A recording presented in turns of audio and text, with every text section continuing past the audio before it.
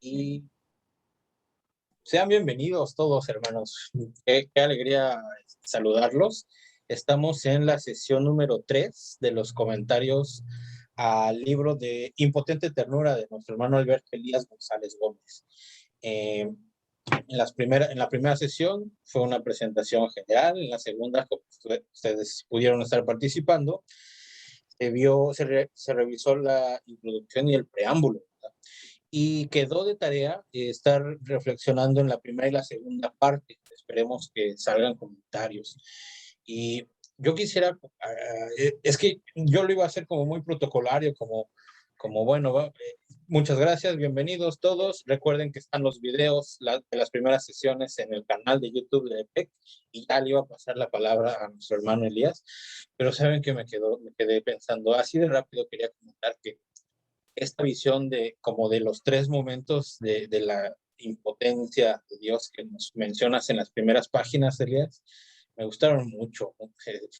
De la ver que uno es impotente, la impotencia también de Dios, pero la tercera, como bien lo resaltaste en la primera sesión, donde se hace alusión a aquella impotencia que Dios, el que todo lo puede, ¿no? El omnipotente, no pueda por su inmenso y abrumador amor más que respetar la libertad humana, pues, y así abrazar impotentemente el gesto del sí humano esperando, ¿no? Me hizo recordar la Biblia, ¿no? El Dios que está a la puerta y se queda afuera esperando a que le abramos y lo invitemos a comer con nosotros, ¿no? Del Apocalipsis.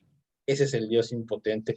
No sé, solo me quedé pensando que qué fuertes están estas palabras, ¿no? Que es un librito de 3 hojitas y qué tantas consecuencias espirituales está teniendo, ¿no? Moviendo cosas, como lo llamaste tú, el fuego, ¿no? Eterno. Dios que nos creó sin nosotros no nos puede salvar sin nosotros, ¿no? Decía San Agustín. Y como tantos teólogos han repetido, la inmensidad del poder de Dios se manifiesta también en voluntariamente esperar la respuesta de su amada creación, ¿no? Del sí del hombre. Me llevo a recordar a C.S. Lewis, este autor el que escribió las Crónicas de Narnia, que era un gran teólogo, y otro alemán, Baltasar, que decía que ahí es donde primordialmente Dios manifiesta su poder, su abajamiento y su gloria, ¿no? Y que por eso el infierno tiene puerta que uno cierra desde dentro, que individualmente se cierra desde dentro. No es que un Dios nos aviente, ¿no? Entonces, no sé, creo que hay dos caras, a la mejor. Y bueno, solo quería mencionar estas palabras como pequeña introducción para darle la palabra a Elías y que él ya se haga cargo de introducirnos en esta primera y segunda parte como comentarios al libro. Hermano Elías, adelante. Muchísimas gracias, Sintli, por estas palabras, ¿no? Introductorias a la sesión, que ciertamente pues ahora nos van a regalar pues más reflexiones, más espacios, ¿no? Gracias por enmarcarlo también con estas terminologías, ¿no? Desde la teología, que es propio pues también del espacio del EPEC. Entonces, pues muchísimas gracias. Solo una pequeña aclaración. Para la sesión de hoy era nada más la primera parte, que es la parte más amplia. Y ya para la siguiente, sí veríamos la parte 2 y 3. Y después, la última sesión, ya la dedicaríamos a el epílogo y una relectura general, pues, del libro, ¿no? Antes de iniciar, obviamente, también por cuestiones técnicas, creo que, bueno, quienes andan por acá en esta parte de México, están cayendo unas tormentas muy grandes y traemos muchos problemas de luz, de internet. Si en algún momento de plano me dejan de escuchar, me dicen para intentar conectarme con los datos, ¿no? Pero bueno, quisiera no solo confirmar ahorita, Sintli, ¿todo bien en cuestión técnica? Perfecto. Excelente. Ahí cualquier cosa me dicen. Pues bueno, iniciamos entonces como lo hemos hecho hasta ahora, con una pequeña reflexión de mi parte en torno al material, pues, que dedicamos para esta sesión. Y después, que es la parte pues, más importante, les escuchamos a ustedes sus reflexiones, preguntas, comentarios y todo lo que tiene que ver con eso. Veníamos pues ya trabajando, como es el tema del libro, ¿no? Que ya lo he dicho en las otras sesiones, que es un libro que nace a partir pues de una compilación de escritos diversos que pues yo percibí que había como el hilo conductor de la impotente ternura y que sin embargo entonces no es un libro que haya nacido pensado como libro, sino que posteriormente se creó como tal. En ese sentido, pues no vamos a encontrar un tratado sistemático sobre la impotente ternura, pero creo que tanto la introducción como el epílogo nos van a ayudar. La sesión pasada hablamos ya de el tema de la montaña, ¿no? Que es el preámbulo, y ahora entramos a la primera parte. Como les decía, pues la obra consiste en 3 partes principales y digamos, tienen un talante mistagógico en el sentido de que nos van llevando desde un proceso de purificación, que sería justamente esta primera parte, la muerte de todo.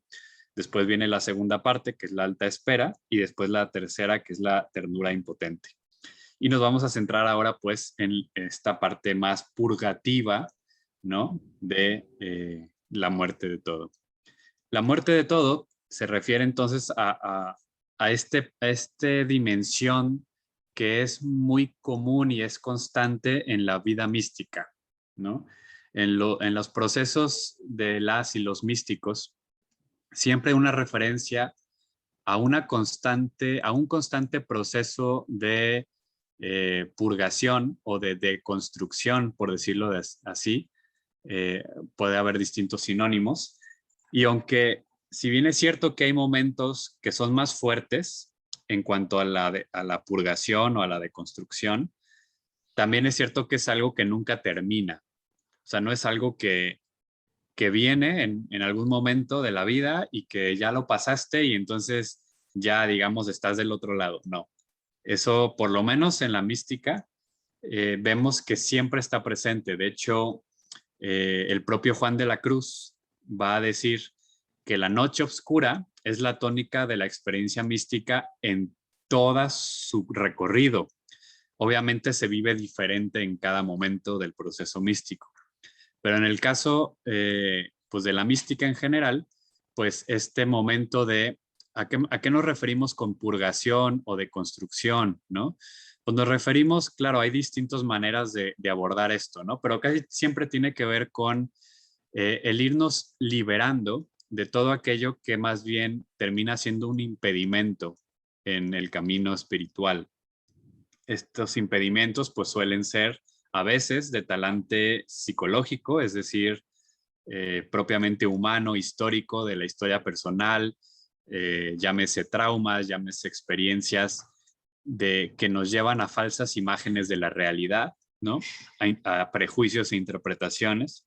Y todo eso suele siempre, o sea, sí, es muy cierto que la experiencia espiritual, la experiencia mística siempre acontece en la historia de la persona, nunca fuera de la historia, pero también es la propia historia la que puede ponernos ciertos obstáculos, ¿no? Entonces siempre hay un proceso de autoconocimiento y de trabajo personal y colectivo en torno a, pues, darnos cuenta de los propios ídolos para desmantelarnos e irnos liberando cada vez más, pues, de todas esas cuestiones, ¿no?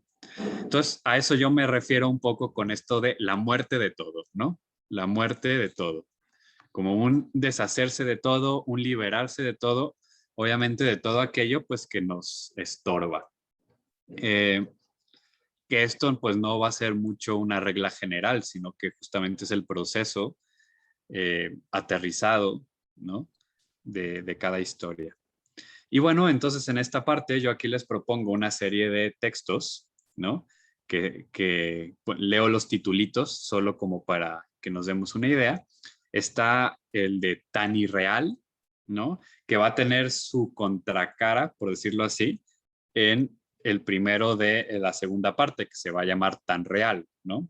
Pero aquí en la muerte de todo, pues este de tan irreal, pues es justamente pues esta sensación de que todo es irreal, ¿no? O sea, de pues una falta de densidad en la vida que a veces vivimos, ¿no? Y ahí yo lo pongo. El segundo, que se llama Hay distancias infranqueables, pues justamente se refiere a pues estas lejanías, estas murallas, estas dificultades que tan seguidamente podemos experimentar, ¿no? De Hay distancias infranqueables.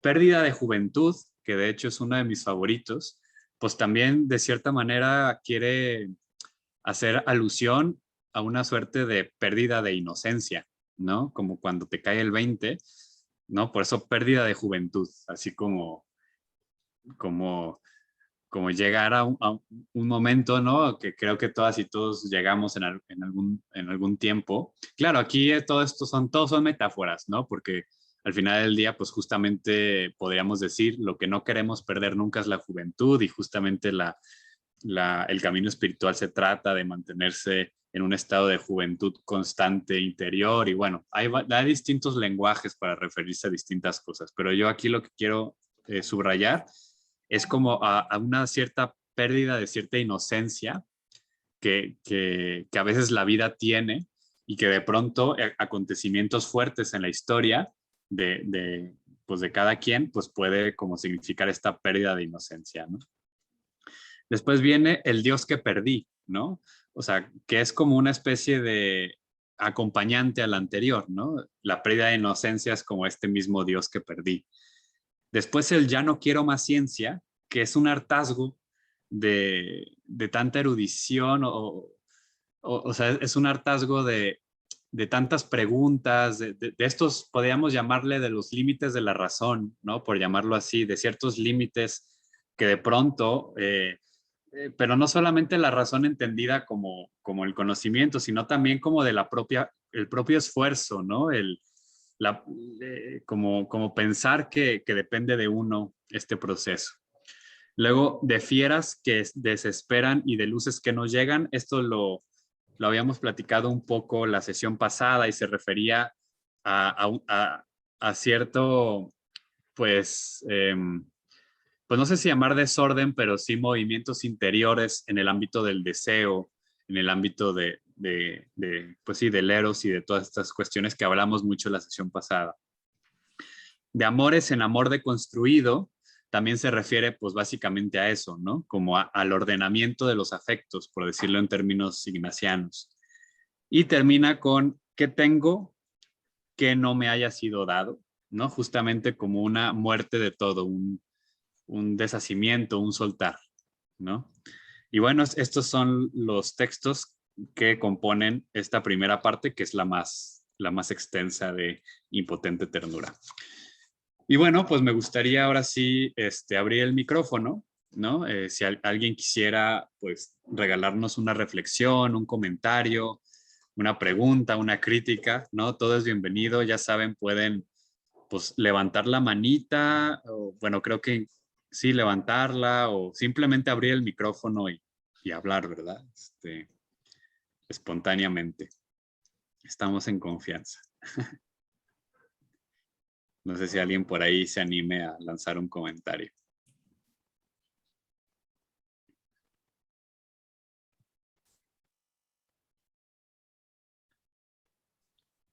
A ver. Hola, buenas tardes a todos. Buenas, Santa, bienvenida. Gracias, buenas tardes. En esta parte de la muerte de todo, lo que es tan irreal, sí, no me quedó, bueno, a mí, por mi parte, no me quedó así como muy claro. Ojalá me lo pudieras explicar un poquito. Para encontrarnos con Dios, dice que es preciso abandonar una larga lista de falsedades. Nos dices que en esta lista que tú tienes acá atrás no es tan falsa, pero tampoco es tan mala. No sé qué tan irreal son esa lista que tú pusiste. No sé si esos son los desapegos que debemos de tener en la vida, en nuestra vida, para poder ganar esa libertad. Yo sé que en esta vida tenemos muchos apegos y que nos impide estar más cerca de Dios. Entonces, no sé qué es lo tan irreal o tan real lo que dices en esta parte, como renunciar a la sustancialidad de todo, la muerte de todo. Ya nos estábamos explicando esto, que a veces tenemos traumas psicológicos, a veces espirituales, morales, pero sí no me queda muy claro en esta parte. Ojalá me lo pudieras explicar. Esa lista de falsedad. ¿O qué tan irreal esto? Porque no lo entiendo aquí, tan irreal la vida, tan irreal la alegría, tan irreal la esperanza, no sé. Si pudiera yo entenderlo un poquito, porque a veces eso nos ayuda mucho para ir creciendo espiritualmente. Ya lo había comentado la semana pasada, ¿verdad? Muchas cosas de aquí me remuevan. Entonces, cuando hay algo que me mueve todavía, es porque algo hay en mi vida, hay algo todavía en mi camino que no me hace crecer todavía. Entonces, que es un libro magnífico. Yo no soy muy así, muy apego a la poesía. Ya lo había comentado particular contigo y no soy muy cercana, pero este libro sí me ha movido muchas cosas porque este es un libro escrito de tus experiencias de vida que has tenido y tal vez eso me ha identificado porque pues todos tenemos una historia que contar, ¿verdad? En nuestra vida, nuestras experiencias para podernos encontrar con aquel que nos da la vida. Ojalá. Gracias. Gracias a ti, Santa. Qué pertinente y qué buen comentario. Muchísimas gracias. Pues miren, te voy a platicar. O sea, creo que hay como dos niveles, por decirlo así, o dos cuestiones que se me vienen, ¿no? Uno primero, pues es el hecho concreto de este texto, ¿no? Cómo nació en mí, en qué contexto, etcétera, ¿no? Entonces, una cosa es como entender ese texto en particular, que ahorita lo comento, ¿no? Y el segundo, pues ya es como adentrarnos un poco más a la, digamos, pues la enseñanza espiritual, por decirlo así, que quiere manifestar, ¿no? Sobre todo en el preámbulo, ¿no? En la introduccióncita pequeña, cuando hablo de esto del desapego y todo eso, ¿no? Entonces, yendo primero un poquito al contexto de dónde surge esta experiencia. Justamente si lo ven ahí, pues yo estaba en Ávila, ¿no?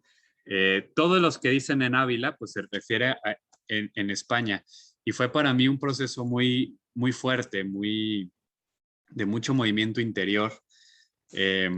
Yo estaba muy chico, tenía 24 años y era el más chico de la comunidad. Vivía en la Universidad de la Mística, es una universidad / monasterio, y para mí fueron procesos maravillosos, pero también muy retadores, ¿no? Muy retadores. Y sí llegó un momento que imagínense ustedes en aquellos tiempos, ¿no? O sea, de cuando en este momento del año, claro, esto es un poquito o bastante posterior, ¿no? Pero con esos fríos que hacen en esos lugares donde no puedes salir, ¿no? O sea, te mete como un proceso interior, ¿no? En el que yo sí entré en un momento de mucha deconstrucción, o sea, interior, de destruir cosas e incluso de sentir mucha irrealidad, ¿no? De sentir muy fuerte como esa irrealidad. Pero justo escribí los dos, ¿no? O sea, también pues vino junto con el otro, ¿no? Que se deben, o sea, digamos, originalmente pues como los escribí juntos, el de la página 50, que es justo el de Tan Real, ¿no? Que ese lo escribí 2 días después. Entonces digamos que como que fue un proceso. Primero escribí el de Tan Irreal, como en un proceso de mucha desasosiego interior, ¿no? Y 2 días después, como que el haber escrito eso, obviamente no es solamente el haberlo escrito, sino es al haberlo escrito, como que solté muchas cosas, ¿no? Y liberé, sentí que muchas cosas internas se acomodaron y después, 2 días después, vino la segunda parte, ¿no? La de tan real, ¿no? Que cuando lo leas creo que te va a dejar otro sabor de boca, ¿no?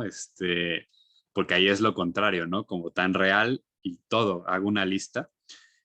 Y entonces ese es como un poquito el contexto, ¿no? Y ya un poco la explicación un poco más de fondo es que ciertamente lo que yo estoy aquí como refiriendo un poco es al desapego, pero también acá, cuando hablo de renunciar a la sustancialidad, claro, quizás es una palabra difícil, ¿no? Pero esta noción, ¿no? O sea, uno de los experiencias que muchas místicas y místicos nos refieren es a esta constatación de que justamente las cosas, los lugares y las personas son siempre, o nos encontramos con ellas y ellos siempre en una condición de relación. Siempre estamos en relación. Entonces, no es que haya, por ejemplo, en el árbol o en la madre, en el padre, en los hermanos, algo sagrado en sí mismo, sino que es justamente la relación que yo tengo con esas cosas, lugares, personas, situaciones, ¿no? Cuando caemos en la cuenta de esto, se abre justamente el desapego, ¿no? El desapego de que entonces, en términos místicos, por decirlo así, en realidad el fondo del fondo es eso que llamamos Dios, es eso que llamamos Dios. Y todo lo demás se va a acomodar en su orden, ¿no? Entonces no es como de dejar de amar nada, sino justamente amarlo en su medida, ¿no? Y eso es una de las grandes nociones del proceso de la vida mística. No es tanto que yo quiera eso por eso mismo, ¿no? Porque justamente ahí me estaría esclavizando, ¿no? Eh, Sino que justamente voy acomodando mis amores en el orden adecuado, ni más ni menos. Ese es el desapego, ¿no? Ni más ni menos. Porque también el desprecio, pues es un gran obstáculo para los procesos espirituales, ¿no? Por ejemplo, en términos budistas, se llamaría que tanto el apego como la aversión son ignorancia, ¿no? O sea, es ignorar las cosas como realmente son, ¿no? Y amarlas en su justa medida, ni más ni menos. Es decir, si yo amo a mi pariente como si mi pariente fuera eterno y fuera a vivir por siempre, pues estoy condenada al sufrimiento, ¿no? Y a un sufrimiento que viene justamente de no querer aceptar, pues, de que mi pariente es temporal, ¿no? Es mortal, ¿no? Por lo menos en el modo en que le conozco, ¿no? Entonces, hablar de la irrealidad, yo ahí no me estoy refiriendo como a un desprecio o a un hacer menos, sino justamente a esta constatación de que es mi manera en que me relaciono con todo eso que está en la lista y otras cosas más que podrían haber estado allí, ¿no? Y ir ganando como en el desapego, porque cuando ganamos justamente en el desapego, entonces las cosas, los lugares y las personas se nos manifiestan como realmente son y podemos amarles en su justa medida, ¿no? Es decir, como una relación temporal, como una relación de amistad, como una relación, etcétera, pero en sus condiciones de lo que realmente son y no bajo ilusiones o fantasmas como apegos que yo quiero que sean y que son totalmente irreales. Lo que es irreal son mis nociones y mis prejuicios de las cosas, ¿no? Eso es lo que es irreal y eso es lo que hay que soltar, ¿no? Porque, repito, si yo me relaciono con mi pareja como si mi pareja fuera a ser siempre la misma, pues eso es falso, ¿no? Porque va a cambiar, porque se va a transformar, ¿no? Porque va a pasar el tiempo y esta persona va a tener experiencias y por supuesto que va a mutar, porque así es la vida, ¿no? Pero si yo la amo bajo la condición de que sea siempre la misma, pues voy a sufrir necesariamente, ¿no?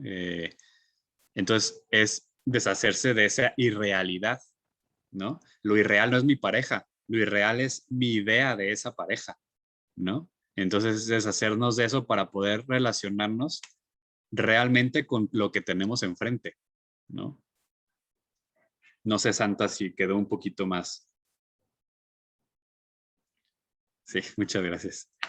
Adal, creo que... Y es una pregunta, por ejemplo, incluso pones tan irreal la verdad, ¿no?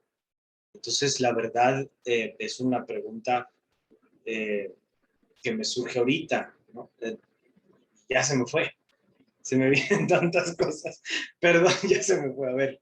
O sea, me llama la atención esto que pones la verdad como irreal. Y entonces es esto de o la verdad en movimiento o es la verdad pequeña que cabe en mi mente, corazón y cuerpo. Buena pregunta.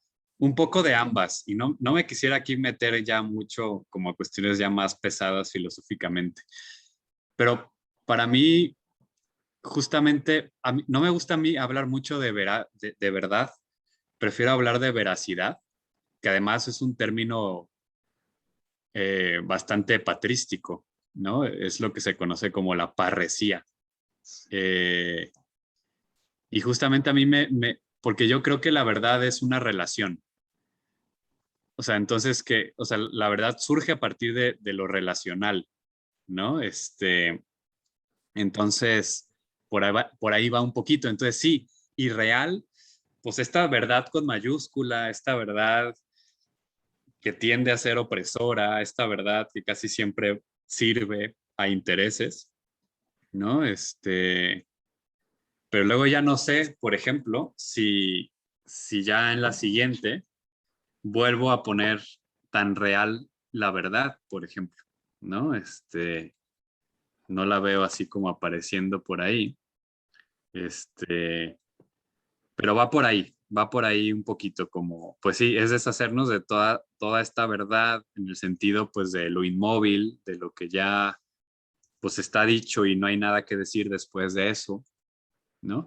Pero no la verdad en tanto veracidad, no la verdad en tanto parresía, les digo, es decir, en tanto búsqueda de la veracidad, ¿no? Que son cosas distintas. La verdad casi siempre pues se refiere a una especie de conclusión racional, lógica, matemática, eh, y yo creo que la verdad tiene más que ver con lo real, ¿no? Con el peso de una densidad existencial. Pero les digo, no quisiera yo meterme a derroteros muy filosóficos. Va por ahí. Gracias, Adal. Connie, ¿tenía levantada la mano?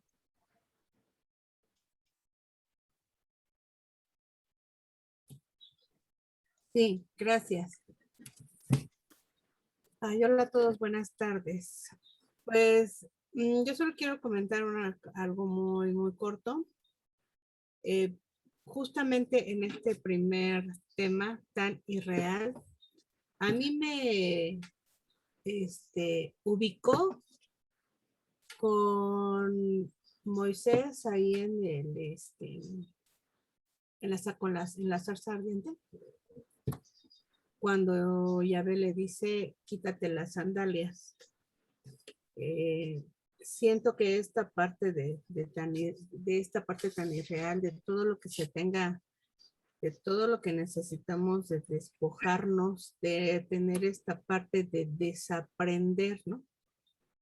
Creo que, no sé si lo haya yo entendido bien o eso es lo que estás expresando ahí. Ahí, y también oía a mi hija en la preparatoria, una vez me dijo de un filósofo, ay, ya se me olvidó el nombre, ahorita tú me lo vas a decir, de ese que habla, que está en el mundo de las sombras, en la cueva, en el mundo de las sombras.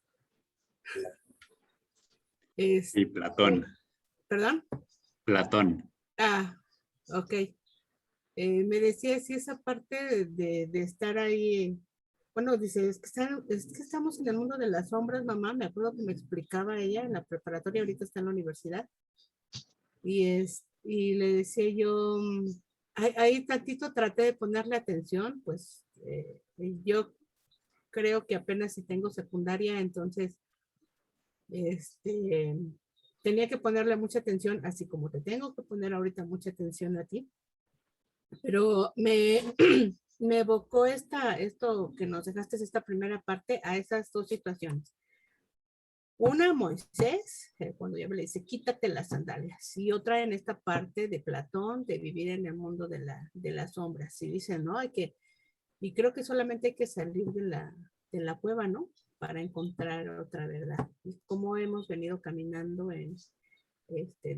yo comentaba en el chat hace 15 días en la primera reunión, que como que nuestro sistema de creencias ahorita en este trabajo de impotente ternura, el sistema de creencias que tenemos está en juego, ¿no? Y es interesante. Y también la parte de el Dios que perdí. Pues yo nací en la Iglesia Católica y pues creo que hasta el día de hoy sigo ahí. O en la Iglesia de Jesús el día de hoy. Y esa diferencia de la espiritualidad que casi nos hace levitar, ¿no? Muy diferente a esa, ¿tú cómo lo dices? No espiritualidad, sino mística.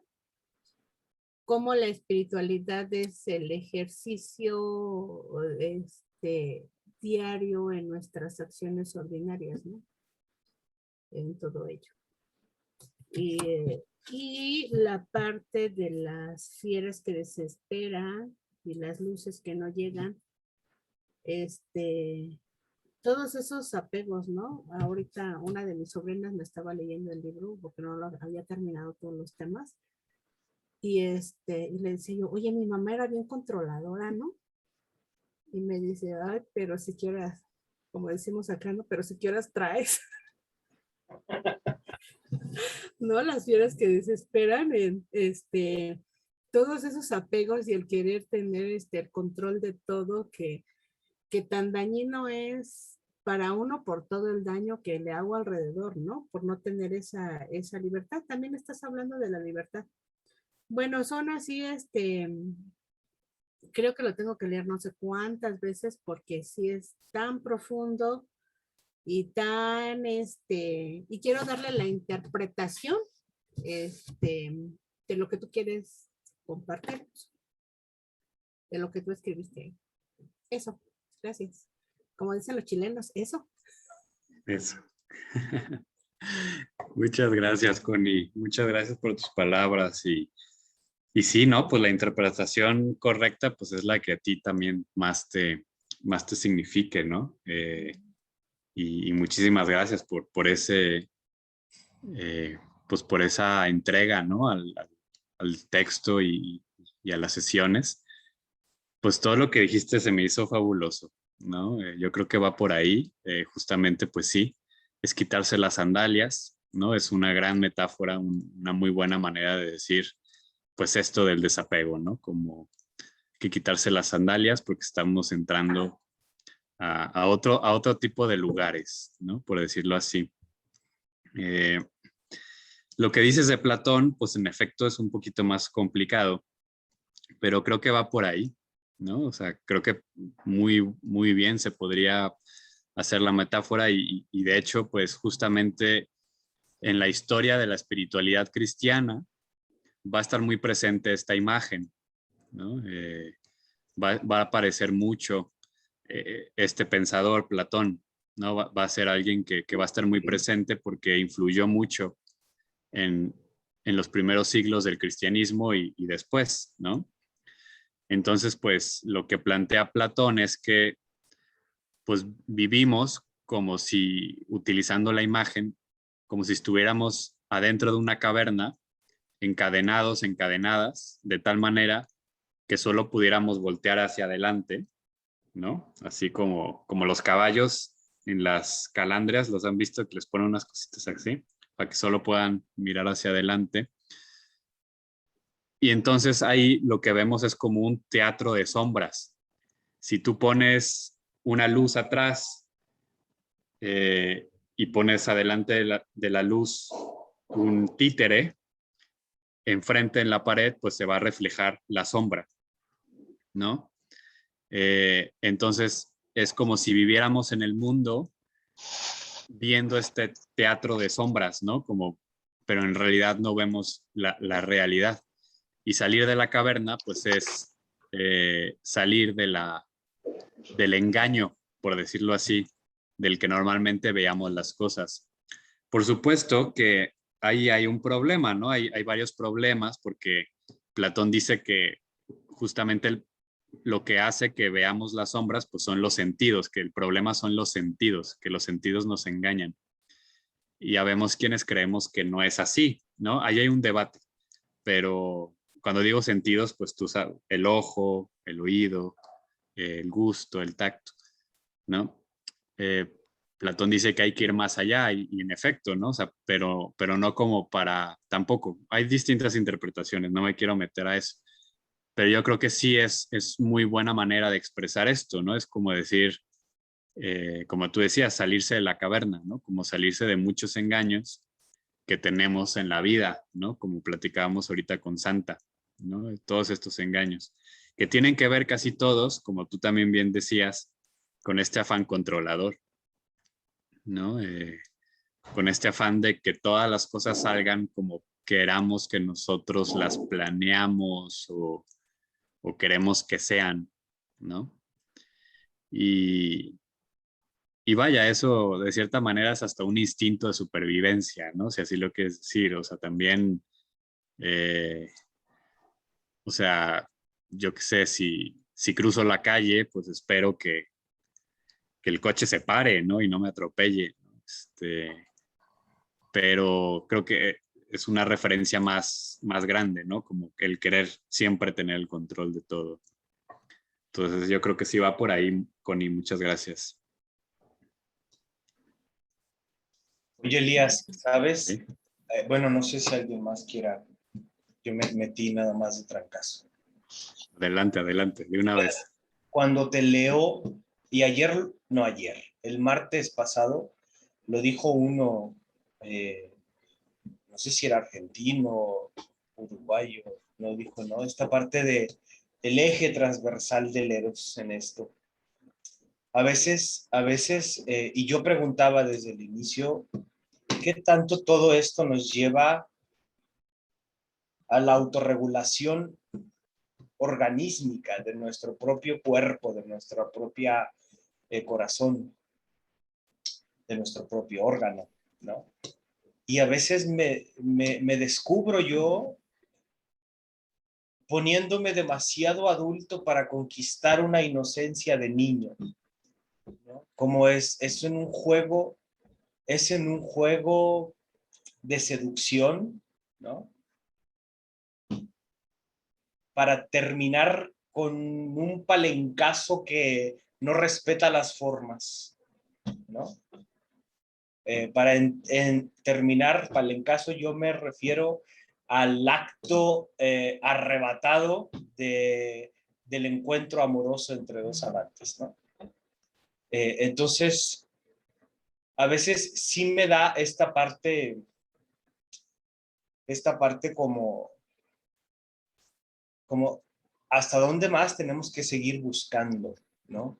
Porque, bueno, me pregunto yo en mi camino. Y lo otro es como regresar a casa, ¿no? No me acuerdo dónde lo leí, de aquí mismo en tu libro, pero a mí me hace, cuando te estoy leyendo, me hace ir a casa en cada frasecita, ¿no? Porque es como ir rumiando, ir rumiando el propio camino. Entonces, y bueno, ir rumiando el tuyo, que nos das muchas lucecitas para alumbrar el nuestro. pero sí es esta parte de querer. ¿Quién decía?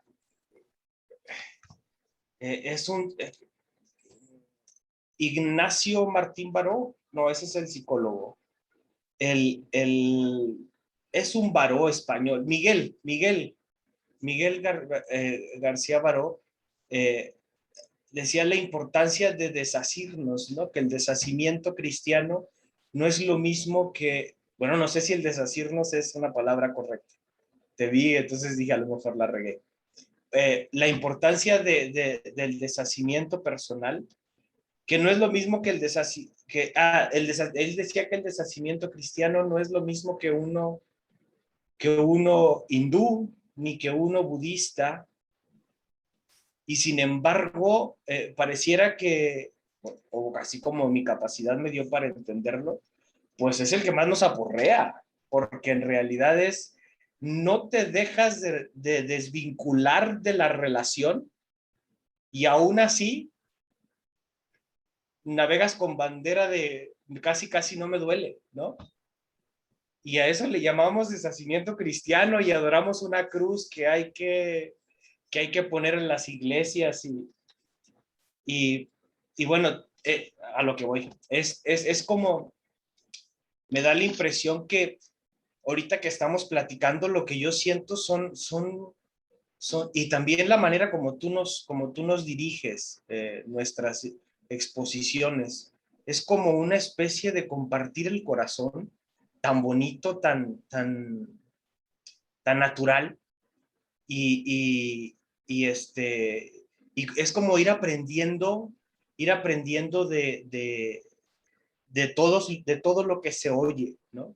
Yo incluso en una de mis terapias de pareja me atreví a trabajar hay distancias infranqueables, ¿no? Entonces les di yo el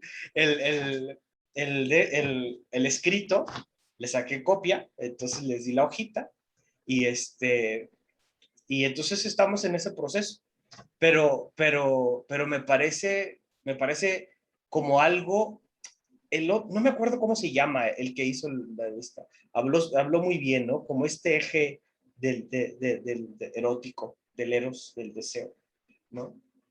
Pero al fin de cuentas, a mí esta primera parte me lleva a soltarme un poquito más, a dejar de ser tan adulto y a ir a lo inmediato, ¿no? A lo que se me presenta en el fenómeno de mi realidad. Y se me vino todo esto a la mente porque cada vez las 3 sesiones, bueno, la segunda no estuve mucho tiempo, pero me siento como con un cúmulo de ideas y digo, no, bájalo, porque después no puedo hablar nada. Y ahorita a lo mejor no estoy diciendo nada, pero sí quiero compartir lo que siento, ¿no? Cuando nos reunimos, cuando escuchamos a cada uno, hablamos desde nuestra historia, de los que tienen hijos. Entonces, es como un compartir el corazón. No sé qué dije, pero ya lo dije. Muchas gracias, Adal. Siempre es un gusto escucharte y qué maravilla, mira, que anda ahí por distancias infranqueables, anda por ahí en Tepatitlán, Sí, en terapias. Mira, qué bien. Estamos trabajando, una parejita. Eso. Y pues bueno, de lo amplio que dijiste, solo subrayaría o sea que sí, el espacio es maravilloso y yo creo que pues es lo que tenemos que estar como impulsando estos encuentros. Y pues el tema que tú decías, ¿no? Creo que es uno de los grandes temas en el proceso místico, en la vida mística, en el camino. Pues es esta tensión, o sea, la mística está siempre habitada por la tensión entre lo que uno pone de su parte, que en realidad es soltar, ¿no? Pero eso implica un gran esfuerzo, ¿no? Es la gran paradoja del camino místico, ¿no? Que justamente el asunto es dejar que el misterio haga su chamba, haga su trabajo, pero para dejar que el misterio haga su trabajo, hay mucho trabajo que hay que hacer también acá, ¿no? Y entonces esa es la gran paradoja, pues, del proceso, del camino místico, ¿no? Marina, levantaste la mano, te escuchamos. Ay, bueno, yo desde hace rato que te oí como leer, no sé si son los títulos o algo así, y ahorita con la participación de Adal, me quedé con la duda de a qué quieren decir con inocencia, a qué se refieren. Me parece que Adal habla más como asociado a las infancias, ¿no? Pero sí, yo tengo ahí temas con asociar a los niños con la inocencia o a actitudes infantiles con eso, y tengo como esa duda de a qué se refieren. Justo estoy buscando el título, ¿no? El título es Pérdida de Juventud, es la página 35.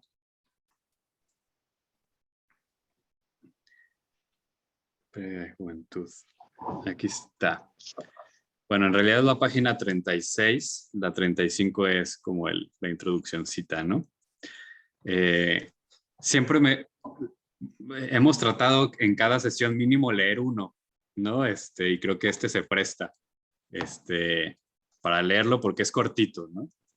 Dice así, aprovechando que sé que también no has tenido mucha chance de revisarlos, entonces dice un gorrión que escapa de la jaula, unos amigos que ríen, una mente que piensa en lo impensable, sin pensar lo pensado, un amor que todo lo puede, un abrazo que todo lo abarca, un llanto que todo lo entristece y una alegría que todo lo colorea. Un grito de niño feliz y lamento de dolor del anciano, por ver al niño vivir lo que para él ya es pasado. Mi Dios siempre quiso que la vida vibrara, de sonidos con melodías pintadas, de 1000 tonalidades de azul, amarillo y morado. Me cuesta trabajo percibir que ese sueño se haya ido. ¿Dónde el corazón ha de partir? Tierra sin amor ya no es tierra, un pedazo de inerte soberbia. Para todos aquellos que ya nada esperan. Mi vida sin ti, tan solo mentira. Vil malabar de ruin, payasada de payaso sin risa. Y bueno, justamente las 4 líneas que para mí es lo más importante, o en realidad, ustedes saben que de pronto uno escribe y en realidad es un pedacito el que realmente, eso es lo que quiero decir, todo lo demás, como decimos en México, es echarle crema a los tacos.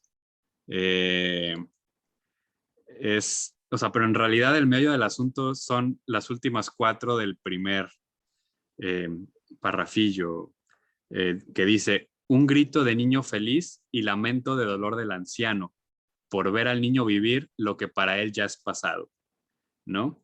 Entonces, justamente para mí, que repito, lo escribí el 17 de diciembre del 2015 en Ávila, justo fue como a partir de una serie de experiencias muy fuertes que vi para atrás, y como estos memes, o han visto estos memes que sacan mucho hoy de que era feliz y no lo sabía, ¿no?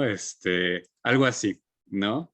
Algo así, básicamente, esa es la experiencia que quiero transmitir, ¿no? El haber llegado a un punto y ver para allá, ¿no? Por eso le llamo pérdida de juventud, o sea, fue con una manera de expresar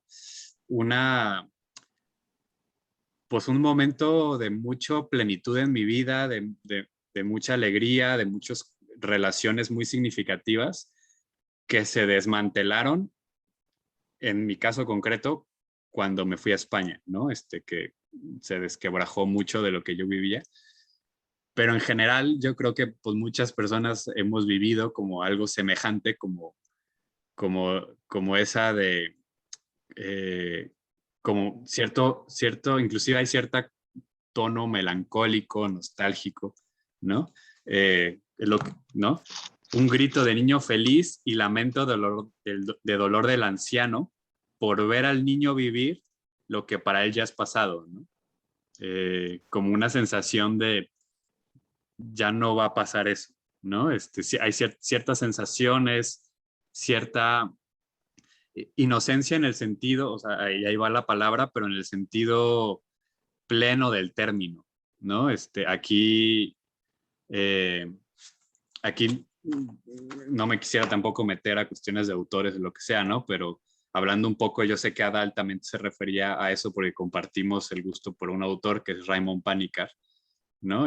Que no es tanto como inocencia en el sentido de ingenuidad, sino en el sentido justamente de libertad, ¿no? De, de ausencia de ciertas, eh, de cosas que nos malean, ¿no? Dirían por acá también, ¿no? Entonces, como ver eso, ¿no? O sea, mi experiencia fue esa, ¿no? Como de pronto ver hacia atrás. En mi caso fue volver a ver a México en una etapa anterior en mi vida y darme cuenta de cierta libertad interior que había y que de pronto la vi como totalmente encapsulada por cuestiones que yo estaba viviendo allá, ¿no?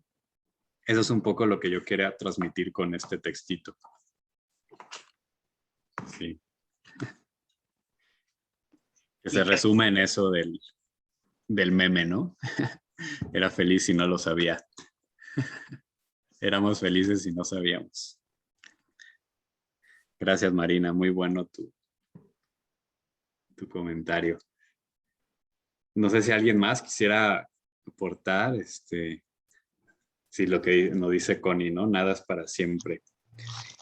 Y tiene que ver con eso, ¿no? Con la muerte de todo. O sea, que en algún momento yo creo que sí puede llegar a ser, pues, algo desolador, ¿no? Pero repito, o sea, claro, o sea, eh, todos estos textos corresponden, si se dan cuenta, incluso coinciden muchos con un invierno castellano, es decir, de cierto lugar de España donde, o sea, realmente, yo, por ejemplo, ahí, en ese momento yo no salí en un mes de la casa, o sea, porque no podía, porque la nieve no nos dejaba salir, ¿no? Y yo no había vivido nada así, nunca en mi vida había vivido algo así, ¿no? Realmente sí te deprime algo así, ¿no? Pero en mi caso, o sea, por lo menos ahí yo reinterpretándolo, fue muy purga, fue muy de limpieza de muchas cosas, pues de soltar muchas cosas.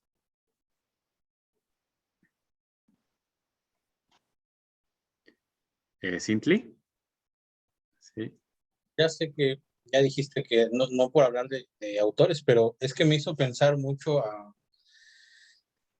Kierkegaard y a este español José María Mardones, ¿no? En su libro Matar a nuestros dioses, cómo propone que como que hay que, desde la fe, para abrazar a un Dios que no sea ídolo, acercarnos a estas nociones que usualmente le tenemos miedo, como el miedo, ¿no? Como el error, como la noción de no poder, ¿no? Que va más en la línea de lo que tú comentas también, ¿no?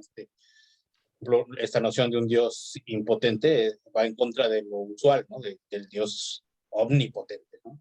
Y entonces él dice, José María Mardones, en una sección en donde habla de cómo a partir del Dios del temor o el Dios del miedo, y solo a partir de ahí, Kierkegaard dirá de la angustia, una fe real, a que es la única real es la angustiante, la que nos lleva al Dios del amor, ¿no? Y nada más, no hay otro camino, porque cualquier otro camino es un camino de lo seguro, de la seguridad falsa humana, ¿no? Cualquier otro camino es un camino de una conceptuación de Dios que nos es usual, que nos es común, que nos es demasiado conocido, ¿no? También este otro teólogo, Antonio González y Jordi Corominas, dicen, este Dios muy conocido en realidad es el ídolo, es el que, con el que nos sentimos ya muy tranquilos, ya nos reta una verdad libertad, ¿no? Una verdadera libertad. Yo creo que por allá va también, ¿no? Acercarnos o permitirnos ser retados por estas nociones. A lo mejor la inocencia será también por ahí, no sé, como enfrentarnos con estas nociones que nos sacan de la inocencia, ¿no? De, sí, tengo que enfrentarme a la angustia, tengo que enfrentarme a una noción de lo que no conozco, de lo que no puedo abarcar con mi mente, controlar, por lo tanto, ¿no? No sé si va por ahí. Bueno, solo son ideas que van saliendo, ¿no? De sus comentarios. Oye, y qué porreada nos diste con el Dios que perdí, ¿no? O sea, la parte donde la realidad, religión desencantada, realidad mitificada. ¿Qué sería la religión sin el mito? ¿No? ¿Qué sería la religión sin el símbolo? Esta parte de ir a Dios sin Dios. ¡Ay, cabrón! Perdón, acá se me sale mucho la palabrita, espero no ser ofensivo, pero qué canijo, o sea, qué canijo darme cuenta que ir a caminar hacia hacia un encuentro con lo trascendente y decir que eso que yo entiendo como trascendente y lo conceptualizo como Dios, estorba para llegar. Híjole, qué cosa tan más. A mí me diste una porreada con esta y el Dios débil,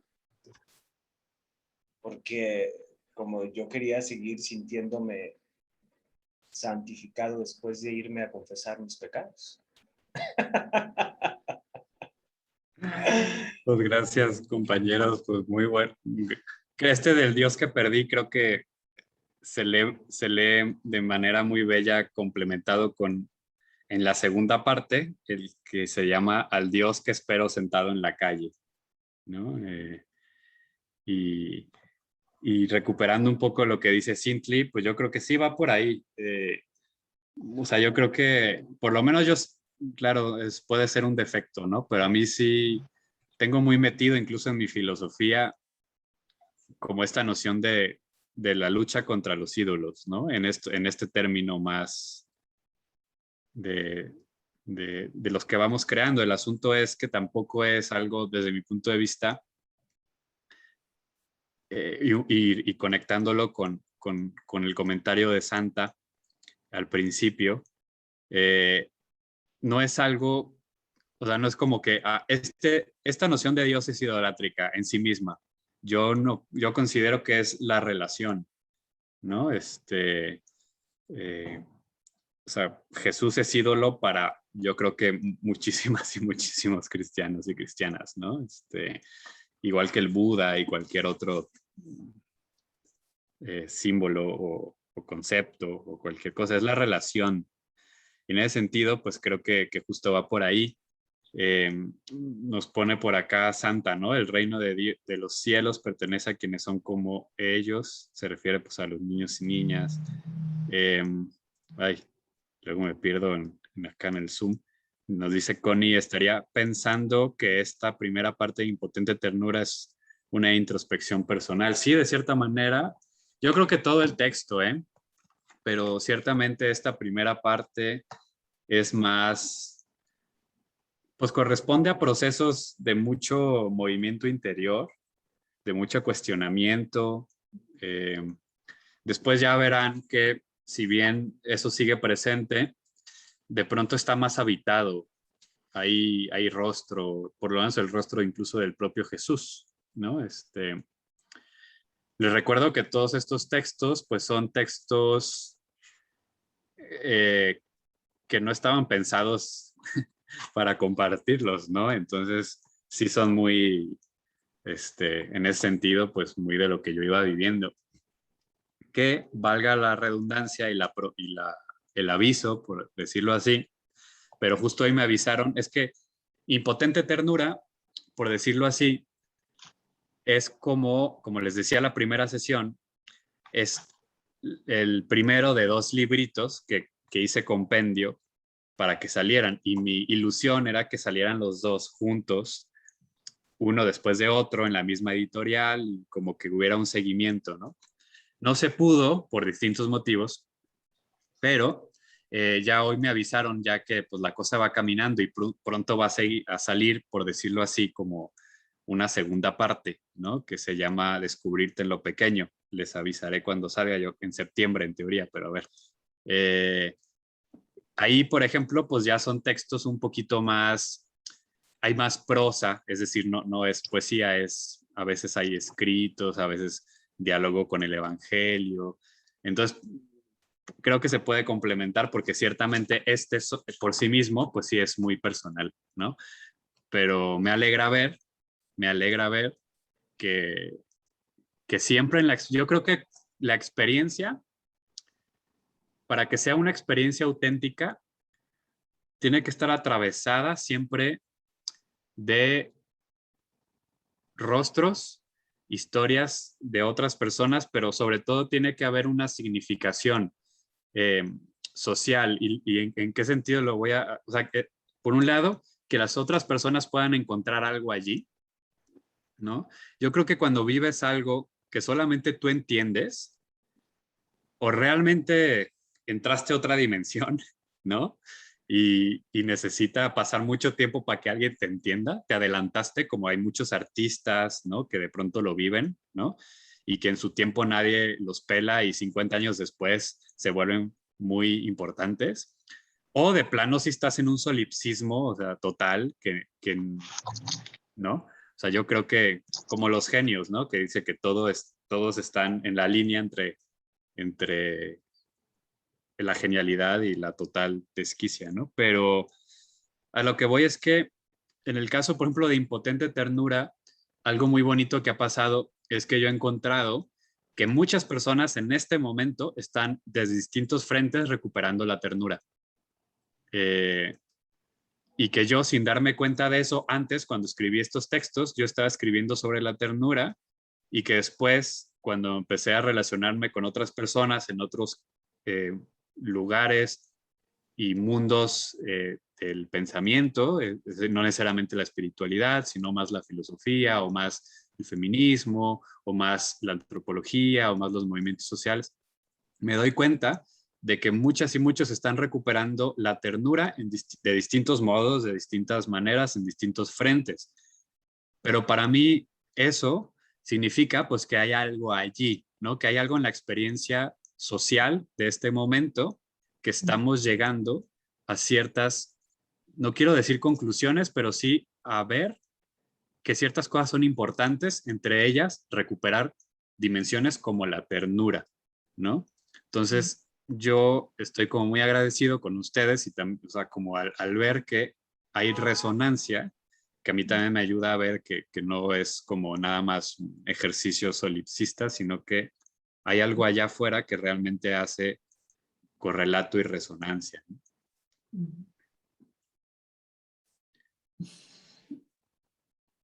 ¿Alguien quisiera? Creo que Emiliana quería decirnos algo, ya te veo con ganas. La otra vez compartiste muy bello. Hace rato que estoy con ganas. Ah, pues adelante. Bueno, algo te comenté al comienzo. Yo me metí en esto por lo de ternura. ¿Ah? Y impotente más encima. Entonces fue un juego contradictorio que yo dije, no, esto hay que conocerlo. Fue mi motivación. Y si bien es cierto, hay algo en común contigo, que es lo de los ejercicios espirituales y como esa relación con Dios, que en alguna medida he tenido vivencias. Y al leer lo que tú escribiste, yo te admiré profundamente. ¿Pero por qué te admiré? Por esa exposición tuya, ¿ah? De compartir esto, porque lo encontré como tan íntimo, lo encontré tan tuyo, que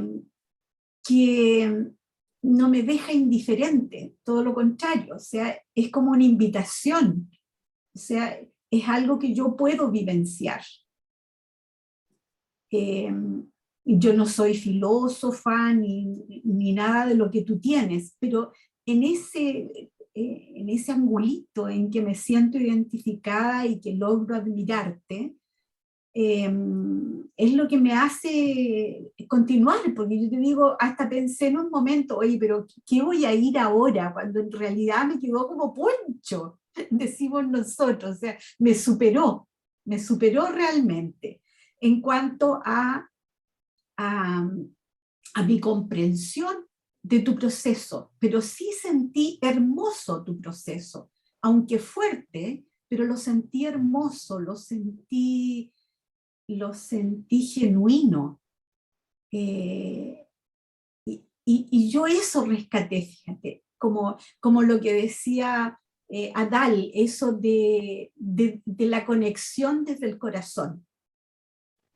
Yo te recibí así. No entiendo mucho, pero ya tendré tiempo de dedicarle a cada palabra, porque siento que en este momento no, sencillamente lo leí, lo degusté en términos muy generales, como diciendo, me gusta este dulce, pero lo voy a paladear en otro momento, porque necesito una disposición especial.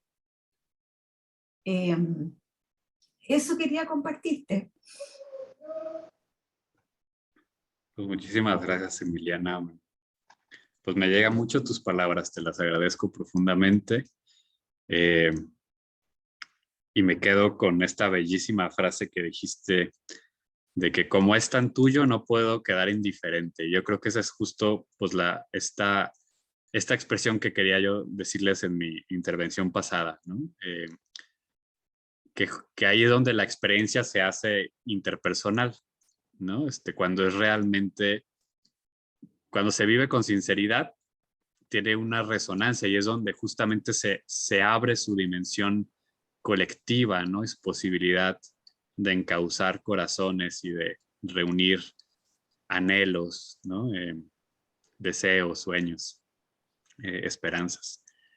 Muchísimas gracias, de verdad, Emiliana, y qué gusto que estés por acá. Qué gusto que estés por acá. En efecto, ¿no? Le decía yo a Santa que sí, por acá sigues, no te veía. Estábamos platicando y es que ciertamente pues este grupo, y casi siempre en los grupos del EPEC, pasa de que los grupos son muy diversos, ¿no?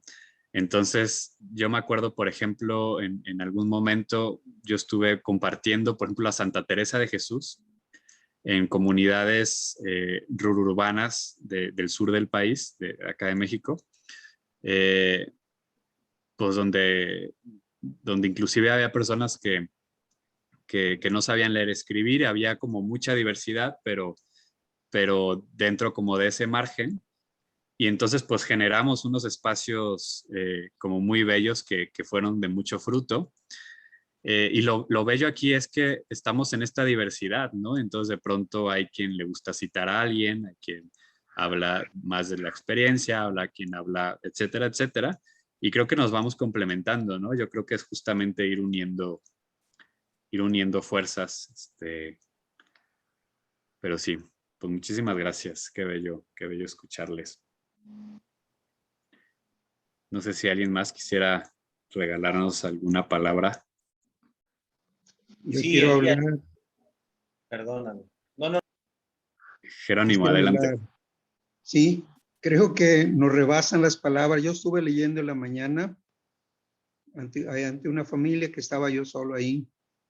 Tomé una parte de los primeros versos, muy hermosos, y veo que nos rebasan las palabras.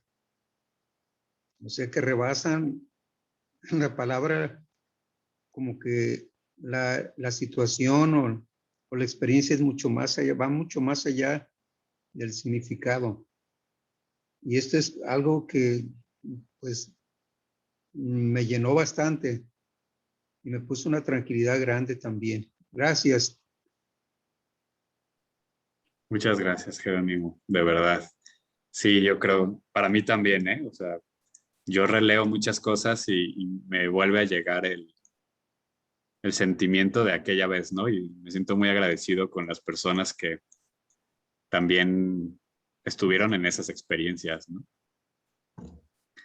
Nos dice acá Santa, la debilidad de Dios somos sus hijos, ¿no? Él es tierno, amoroso y paciente. Este camino no puede recorrerse sin aventurarse en el misterio divino. Muchísimas gracias, Santa, maravilloso también compartir que nos habías también ya dicho y a mí me quedo muy prendado con esto que dices, ¿no?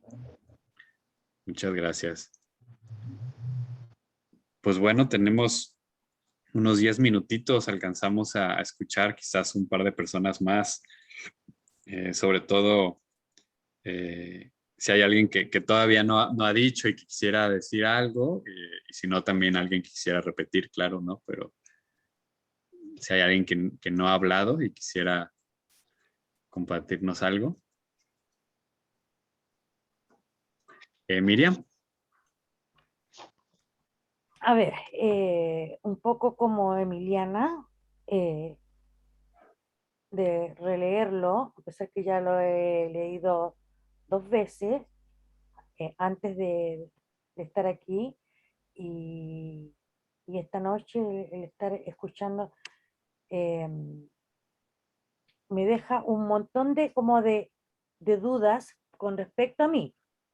¿Mm? Y ganas de escribir. Me gusta mucho escribir a mí.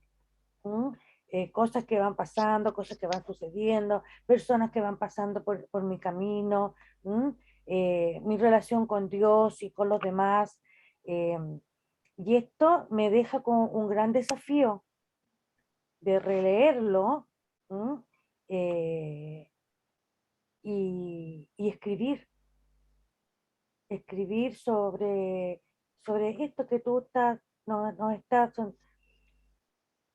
planteando. Me dejó esto de las irrealidades, me dejó muy como compenetrada y empecé a pensar en esas irrealidades que uno tiene, que son y que no son, y que al final no son, que son cosas de uno nomás. La verdad es que lo encontré súper interesante, y lo otro fue lo que comentó Jerónimo. Hay un Dios que de repente no veo en lo que pasa en el diario vivir. Hay un Dios que de repente se me desaparece, siendo muy creyente, de que Dios está en mi vida, y que todos ustedes son reflejos de Dios. Pero sí está esa cosa también que de repente se me pierde, se me va.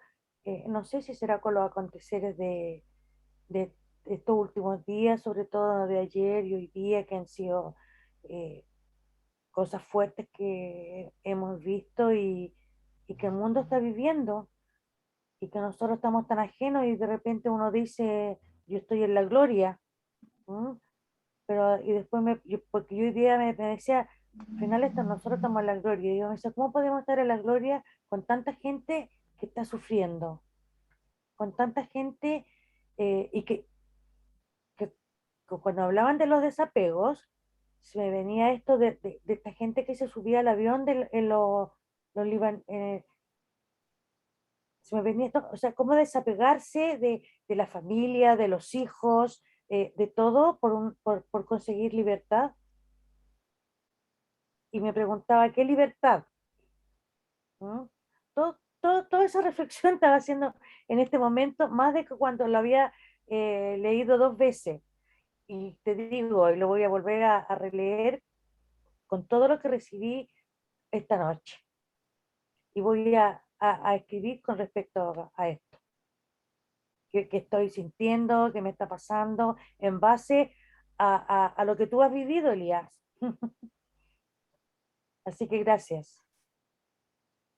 No, pues gracias a ti, Miriam. Bellísimo, y ojalá te animes a esto que decías al inicio, a escribir a partir de lo que te mueve, porque creo que nos encantaría ahora leerte a ti también, ¿no? Entonces, ahí hay una oportunidad muy bella. Muchísimas gracias. Quisiera dedicar estos últimos... Hay un tema que necesito platicar con ustedes, pero esto ya fuera de la grabación, Cintli, entonces quisiera como si podemos cerrar para platicar un tema que me pidió Mario. Pero antes, si alguien tiene algo que decir todavía, algo que se quede ahí en el corazón, igual lo puede poner en el chat o la próxima sesión lo platicamos. Yo muy brevemente, todo esto que han estado compartiendo, a mí me genera leer a Levinas, no sé por qué, pero quiero leer Totalidad e Infinito, releerlo, mejor dicho, y aparte me deja una sensación como de tener los sentidos agudizados para encontrar al otro, para encontrar ese sentido de ternura que existe en todo momento, en toda circunstancia. Salir a la alteridad, al encuentro del otro. Eso es lo que me está produciendo. Gracias. No, pues maravilloso, Fernando. Creo que ¿qué más podríamos desear, ¿no? Mirna. Yo creo que como decía Emiliana, o no sé si era Emiliana, que vino por la ternura y que me chocaba el impotente, cuando la ternura todo lo puede, yo decía. Yo no soy nada de filósofo, ni de teólogo, de nada, soy ingeniero y trabajo en salud. Entonces me hizo también ruido el ya no quiero más ciencia. Y claro, la ciencia uno la aprende, la descubre. Yo desde pequeña me gustaba la química, estudié ingeniería química y pienso en las vacunas, en todo lo que se puede lograr, en salvar gente. O sea, hay que tener ciencia, pero yo creo que tú lo dijiste, ese ya no quiero más ciencia, como que ya no quiero más trabas, más marcos que nos encierra como un laberinto, que yo pasaba horas del día, 20, no sé, 12 horas en el laboratorio que me resultara algo, cuando estaba recién entrando a la universidad. Y todo eso es mucha certeza, porque la reacción química se produce cuando, qué sé yo, cada átomo con el otro, si no, no resulta. Y tiene que haber, o sea, cómo nos salvamos de tanta enfermedad y de tantas cosas, pero lo que no nos debe encerrar son esos marcos teóricos. Y yo pienso que, como tú decías, que hay mucha gente hablando de ternura. Yo creo que la ternura no es personal. O sea, uno la siente en relación con otros. Y yo siento en los más pobres, en los más necesitados. El domingo estuve en una parroquia que está sin párroco, el párroco murió, Mariano Puga, que era un cura obrero, y están intentando ahora en invierno armar un albergue, qué sé yo. Y toda esa gente que uno reconoce la ternura con mirarlos, y ellos entregan un pancito, un té después de la misa. O sea, siempre la ternura es colectiva, o sea, uno no la puede sentir, o sea, siempre es como con otro, en relación a otro. Y yo creo que en relación a la ciencia, yo creo que el que nada tiene es el que más espera un consuelo, una mano amiga. Después a uno le entrega más. O sea, si uno tiene un conocimiento y va sin decir nada, esas personas te entregan mucho. Eso. O sea, yo igual quiero ciencia, pero igual quiero que haya más contacto humano. Gracias, Mirna. No, pues fabuloso. Creo que con eso es maravilloso para cerrar la sesión. Es eso, o sea, la ternura es siempre, ¿no? Colectiva, siempre es interpersonal, lo que veníamos diciendo, y es impotente en el sentido que tú dices, ¿no? Que nace de lo humilde y no del poder, ¿no? No de la potencia entendida como de la mucha capacidad, de la mucha certeza, ¿no? Hablando de lo de la ciencia, ¿no? Que va por ahí, como tú lo dijiste.